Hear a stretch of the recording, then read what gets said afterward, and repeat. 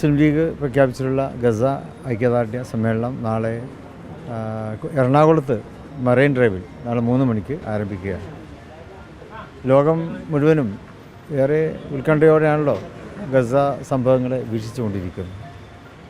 കഴിഞ്ഞ വർഷം 2023 ഒക്ടോബറിലാണ് ഇസ്രായേൽ ഫലസ്തീനിൽ ഗസയിൽ കടന്നു വന്നുകൊണ്ട് അവിടുത്തെ നിരപരാധികളെ കൊന്നൊടുക്കുന്ന പ്രവർത്തനം ആരംഭിച്ചു കഴിഞ്ഞിട്ട് അതിനിടയ്ക്ക് വെടിനിർത്തൽ വന്നു. ഒക്കെ പ്രഹസനമായിരുന്നു, നാടകമായിരുന്നു. ലോകരാജ്യങ്ങളിൽ നിന്നുള്ള ഒരുപാട് എതിർപ്പുകൾ ഉണ്ടായി. പല രാജ്യങ്ങളും അതിനെ എതിർത്തുകൊണ്ട് സംസാരിച്ചു.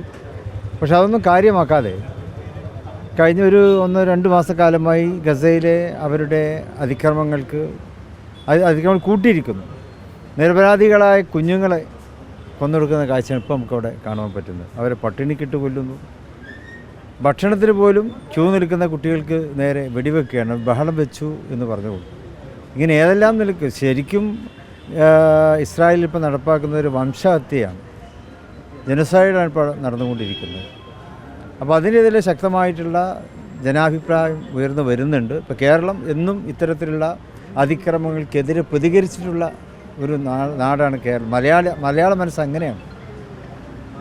അക്രമകാരികളോട് നീതി കാണിക്കുന്ന മനസ്സല്ല കേരളത്തിലുള്ളത്.